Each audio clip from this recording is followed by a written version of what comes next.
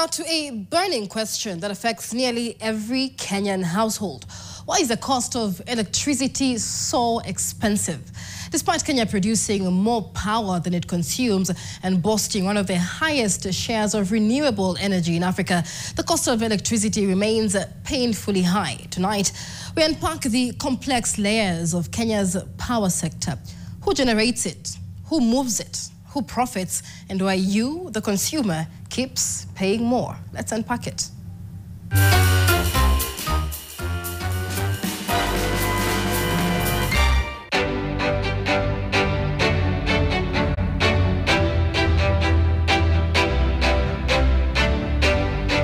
Let's talk about Kenya's rising electricity costs.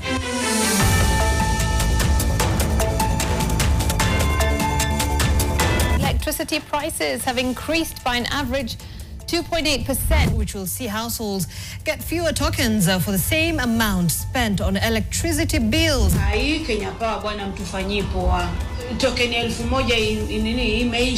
every 100 shillings that you pay for the bill, what comes to Kenya Power is only 16%.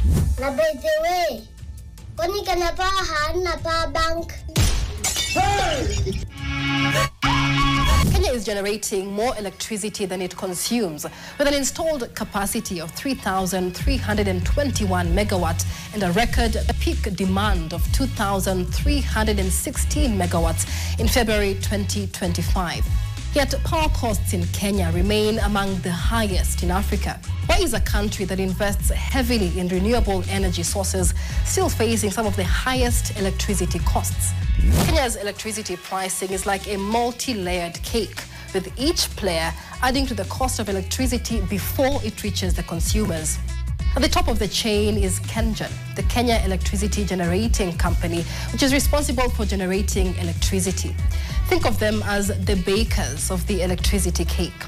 They use various sources such as hydropower, geothermal, wind and thermal energy to generate electricity. On average, they produce electricity at about 3 shillings per kilowatt hour.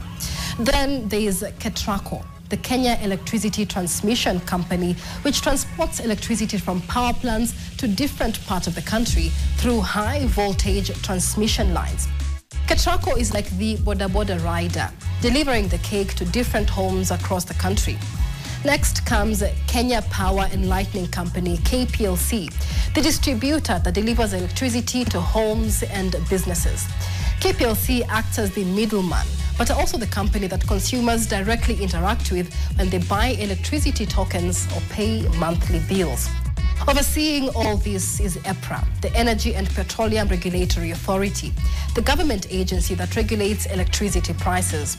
They set the tariffs and oversee power distribution. EPRA actually regulates how much you can make, how much is allowed for you to make, how much is allowed in terms of operational costs, in terms of construction costs. Electricity usage is measured in kilowatt hours, which simply means how much energy you use over time. For instance, if you run a 1 kilowatt heater for 1 hour, you've used 1 kilowatt hour of electricity. KenGen, for example, produces hydropower at a relatively cheap rate. The number is something close to 5 USD cents, which would be maybe like 8-9 Kenya shilling per kilowatt hour from the KenGen side. However, by the time it reaches consumers, it can cost nearly 10 times more. Why such a huge markup? That's where the hidden layers of the power pricing system come into play. There's the base tariff, the standard charge per unit of electricity that you consume. Set by the government, it reflects the basic cost of generating and supplying power. Then there's the fuel cost charge, or FCC. When Kenya's primary energy sources can't meet demand, the country resorts to alternative methods such as thermal generators that run on diesel. This extra cost is passed directly to consumers through the FCC. There's also the Forex Adjustment Charge. Kenya Power buys electricity from independent power producers, or IPPs, often in US dollars. When the dollar strengthens, your electricity bill rises.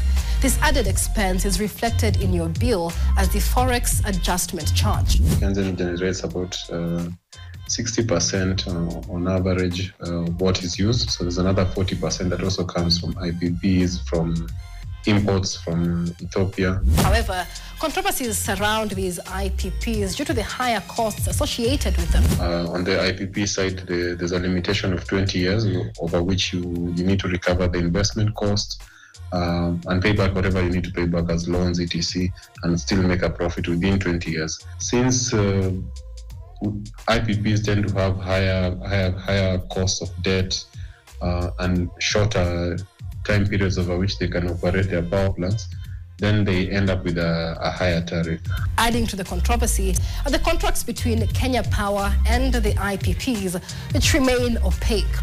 Parliamentary efforts to make these contracts public have been unsuccessful, suggesting that influential individuals may be benefiting from these arrangements. There are companies that are generating power using diesel. They have been supplying that expensive power to Kenya Power for them to be withdrawn. Then you have to give them a certain premium. It's not like if we invest only on renewable, then we will not need thermal plants. We will always need some sort of way of meeting that peak. For a good power system to work, you need about 15 to 30% of spare capacity, or what we call reserve margin. So if you consider this spare capacity has to be what we call firm power that can be called upon at any time and it starts generating. Unfortunately, the variable renewables, which is wind and solar, cannot be called upon at any time and they just start operating. The Kenyan government has promised reforms to address the high cost of electricity, as well as a push to increase investment in geothermal and wind energy. We have the cheapest geothermal plant on the grid being actually an IPP power plant compared to the Kenyan ones. So where financing can be arranged and everything is arranged well and the risks are mitigated, you will find that the price comparison is not that much. Another cost that we are trying to reduce is the cost of losses. Currently in Kenya, we're talking about basically anything like 22-23% of the losses. Whether you're selling tomatoes, if you're losing 23% in the whole place, you cannot, when bills are given out, you cannot account for that business. Definitely, the people are paying the 77% have to pay for the 100%. With Kenyans burdened by soaring electricity costs, the push for cleaner, more affordable energy is not just an environmental goal, but an economic necessity. According to the World Bank, the average cost of electricity in Kenya is 26 shillings per kilowatt hour. In comparison, neighboring Tanzania charges 13 shillings and Ethiopia charges 6 shillings per kilowatt hour. With fewer resources and less infrastructure, how do these countries manage to charge half of what Kenya does? Or perhaps the real question is who benefits from keeping power costly in Kenya?